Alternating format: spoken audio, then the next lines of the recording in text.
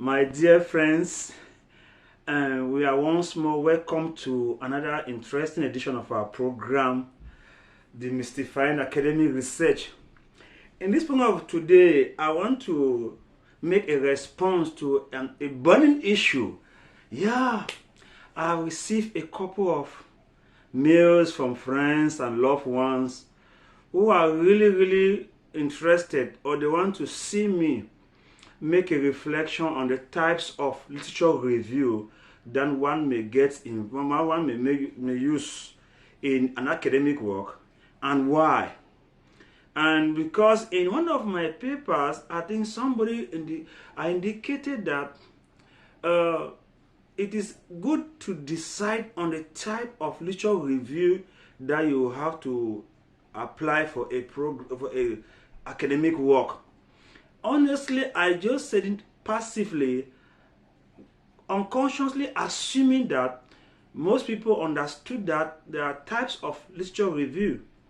And somebody wrote to me and asked, "But Michael, that he actually did not," I don't know if it's a he or a she, could not actually remember that there are types of literature review. And so it dawned to me that, I was making an assumption, assuming that everybody's on the same lane. Before me, you'll find two books that I've displayed for those who may want to do in-depth reading. They can make some verification on the various books and others more to understand what it takes to decide on the approach to use in literature review. Once more, my name is Michael Uju Buka, and I'm a researcher in issues of intercultural missiology and mental health. I like to share with you my views on issues that concern academics, but I did not end there. I try also to look at how I can be of help to those who want to travel abroad to study, and also to help those who may want to also know something about their mental health, because as part of my study I deal with issues like that, and so I try to also reflect on how I can be of help to those people. Today we have an interesting topic to discuss. What are the various types of literature review? What criteria should one use to select or to decide on a particular type of literature review? If you are interested on issues about academics, you are interested about issues on mental health, you are interested about issues of traveling abroad, then this channel may be of help to you. Remember that we have treated some topics before on literature review and how to gather information. In one of those topics I said earlier, I made mention that we should be careful which literature review we choose. And then somebody called my attention that, hey, look here, they don't know the various types. And I'm talking about types, and it dawned to me that it's good for me to have this discussion with all of us. I apologize that I should have done this earlier on, but the nature of my activities, I'll be so busy. Once more, I'm happy to have you there. My name is Michael Uju Buka. I'm from Ngi. My dear brothers, I want to encourage us this day that if you are interested in doing anything academic, you know that you should realize that you will always be dealing with data and gathering information. And so if you need to write a paper, you also need to let the audience know what is already outside there on that particular topic. What is lacking, or what contribution do you want to make?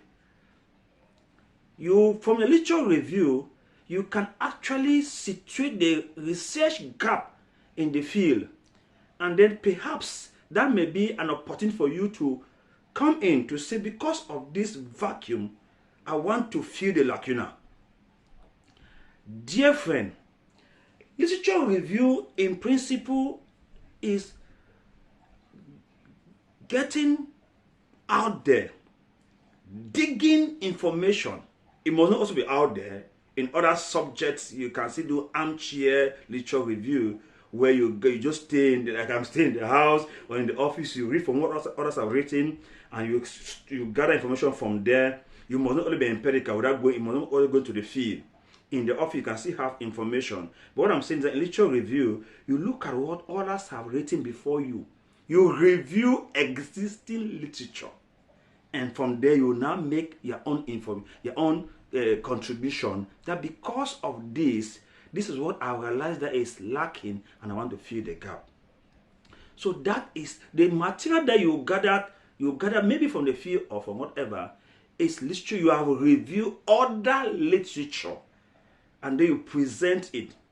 Now, it is always important, as this topic today is saying, to decide early enough which approach or type of literature review method are you going to use. That's why I'm saying that it is good to know. And I want to look at two major types of literature review. There is the dedicated approach, and there's what we call the integrated or the recursive approach. Dr. Tamingan Kus, let me go to my library. I think I have his book here. Dr. Tamingan Kus, he was my supervisor at the level of master's degree. You can find his PhD there, paper. When he wrote his PhD here in the Netherlands, he decided, it is in theology anyway, the topic is receiving the gifts of every believer. Receiving the gifts of every member. That's a practical ecclesiological case study on inclusion and the church.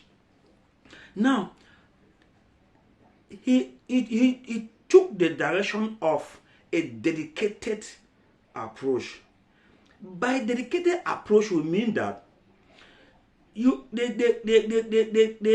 writer or the researcher in the table of content dedicate a particular chapter or chapters very close to the beginning of the dissertation to discussing all the concepts and information gathered from other sources. Most often, they call it literature review. So others may call it theoretical framework, concept, they give various names. Sometimes it begins from where you have definition of terms. Sometimes in part of chapter 1, and then you get to chapter 2, they look at the concepts. Maybe they might decide to look, maybe chapter 2, the earlier part, you look at theories on that topic. On my wall, I have a topic here for a PhD program, and there it is written, learning from every context. Pastoral care as a case study for intercultural conversation from the perspectives of diversified Protestant church members. It's on my wall. Now, I think when I look at it clearly, that this topic can be a good topic for someone to use the dedicated approach, where a particular chapter is dedicated for this product, for as part of literature review. And you may ask why. Most often than not, topics like this, you either work, I was saying earlier that in that chapter 2, they may begin first to present the theories that have been gathered from other sources. That they may call it theoretical framework. After, they may look at the practices that are involved in that topic. If we look at what Dr. Tamingan Kus wrote, he talked about receiving the gifts from every member, a particular ecclesiological case study on inclusion and the church. We may look at theories that are in ecclesiological theories on issues that are involved in this, that are in this topic. Look at the theories first. What are the theories that guide the issue of inclusion in the church, and to listen to every member of every church member? So the reason why a dedicated approach can be good for, like the topic that I say, learning from every context, a pastoral care as a case study for intercultural conversation from the perspective of diversity church members. I think that is important because you need, first of all, to lay a solid foundation ground where you define, because some of the terms and concepts that you use may be different from other contexts. You begin first by, when you are building a house, you lay the foundation works and you define the terms from the very beginning so that they can be used continuously. Let me put it this way. You define the terms or have a literature review in the beginning because you are building an idea or trying to come up with a theory. So from what you've said in the beginning, from how you've told us or defined a particular concept or term, that is how it is applied continuously. And that's why in fields like religion, maybe history, maybe law, the dedicated approach might be good where you give a particular chapter or chapters. The second type of literature review is what we call the integrated or the recursive. In the integrated approach, no particular chapter is dedicated to literature review. This is common with medicine. Reason being that, as in medicine, that you might find chapters that in a way are not very connected with each other, but they are dealing about the same health issues. Medical doctors will know this. My friend Dr. Dinayan Didene, Dr. Tandy, Dr. Tandy, Eric, and many others who are in the medical field will understand this better. And so, as you move ahead, the symptoms may vary.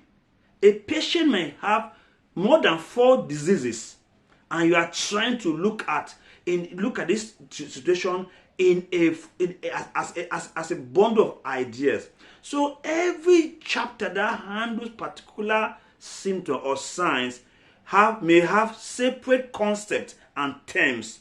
And so that is why you cannot say that you will just define the terms in the beginning and then use it continuously, because things will come up that are new and they need different definitions and different explanations. So the integrated or the recursive approach, you find it, you discover that the ideas are developed sometimes in the logic. It's a very technical issue. The ideas are developed based on what is at hand, and then they make a conclusion. Dear friend, I thought that I should share this briefly for us to see. Please, if you want to have more information on how to deal with literature review, this book is a good book. It is titled The Literature Review, a step-by-step guide for students by Diana Ridley. I'm using the second edition. You can see for yourself. There is also this other book that has been helpful to me. It is called Succeeding with Your Literature Review, a handbook for students. It's written by Paul Oliver. Very important books when it comes to literature review. Once more, let me end up here to say that there are 2 main types of literature review. You have the dedicated type of literature review where the researcher or the writer dedicates a particular chapter or chapters very close to the beginning of the paper or the thesis or dissertation on defining the terms, looking at what is outside there in the field, reviewing what others have written before, and then present it so that it becomes like it stands as like a foundation for them to build a continuous idea up to where you have the conclusion and the discussion and the conclusion of the thesis. That is for the dedicated approach. And so when you go to the table of content, sometimes they call it it's chapter 2, they call it literature review, others call it theoretical framework, other names. And most of them, sometimes it begins from even chapter 1 where you have definition of terms very cross. I remember when I was doing my master's program, last one, this master's program, the title is Inclusion of Female Migrants in Leadership Positions in International Churches, a case study of Anglophone Cameroon migrant women and other minorities in Scott International Church by Michael Uju Buka. Yes, I discovered that in this program, I also use the dedicated approach, partly because it falls under religion and theology. So I think the dedicated approach is very good for fields like the religion. And so for the integrated approach or the recursive approach, where no particular chapter dedicated for literature review is common in medicines, probably because the phases seems to be different and the ideas come based on the signs and symptoms or that particular issue or that topic they are dealing with. And so I'm glad, dear friend, for that you are there to listen and to follow. We'll continue to share the little we have as we reflect together. Until then, please remain safe and blessed. Please remember to like, to share, and make your comments known at the comment section. Remember also to tell us how you feel, please, by your comments. And we are glad to listen to what you have to say. I'm so glad to have you there. Stay safe. Until we meet again. Michael Uju Buka. Thank you.